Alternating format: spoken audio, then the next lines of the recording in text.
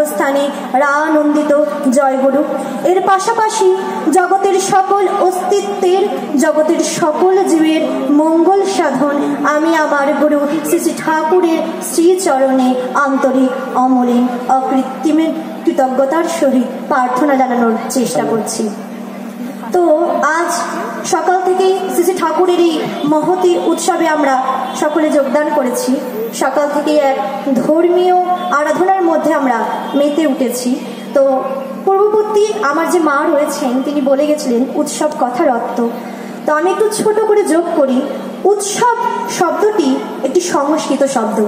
উৎসব শব্দটি এসছে, যদি আমরা দুটো ভাগে ভাগ করে দিই শব্দটাকে, উট মানে হচ্ছে অপসারণ, আর সাভা মানে হচ্ছে জগতের দুঃখ। জাগতিক দুঃখ কষ্ট অপসারণের জন্য যখন আমরা এই সকলে একত্রে মিলিত হই এবং আনন্দ উপভোগ করি, তখন তাকে আমরা বলি উৎসব। আর ধর্ম প্রসঙ্গে আমাদের শ্রী শ্রী ঠাকুর একটি কথা বলেছেন, অন্নে বাঁচাই নিজে থাকে, ধর্ম বলে জানিস তাকে, ধর্মে সবাই বাঁচে বাড়ে, সম্প্রদায়টা ধর্ম নারী।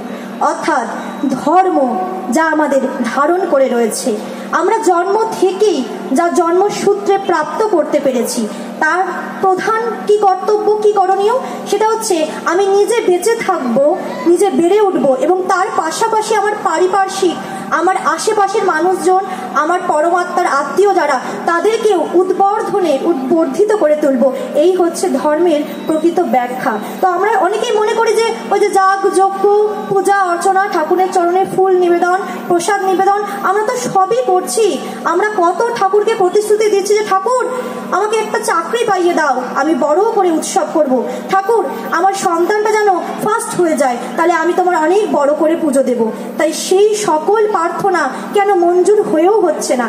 কারণ আমরা আমাদের জীবনে সেই সকল ইষ্টমুখী হতে পারছি না, সেই চলনসইটা হতে পারছি না, কোথাও গিয়ে হয়তো একটু খামতি থেকে যাচ্ছে।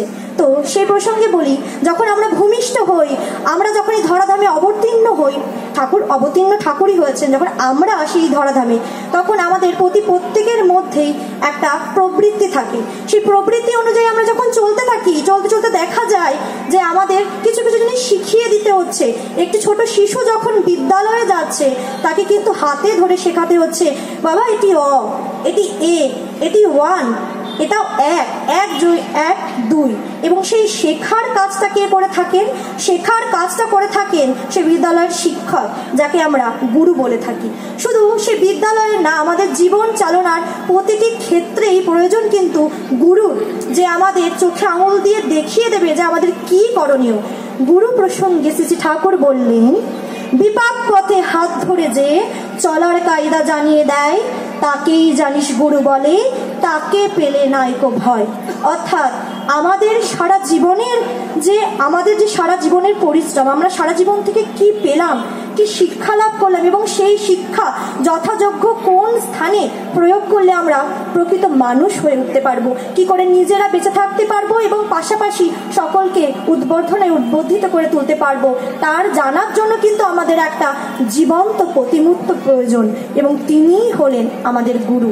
সেই গুরু ধরলে, সেই গুরুর মধ্য দিয়ে কিন্তু আমরা জীবনে এগিয়ে যেতে পারবো।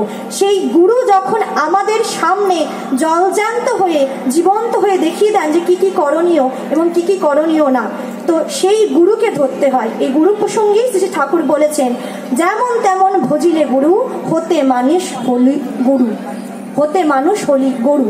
তো আমরা যদি যেমন তেমন করে গুরু ধরি, তাহলে কিন্তু আমরা মানুষ হব না, আমরা কিন্তু গরু হয়ে যাব। তাহলে কাকে প্রয়োজন?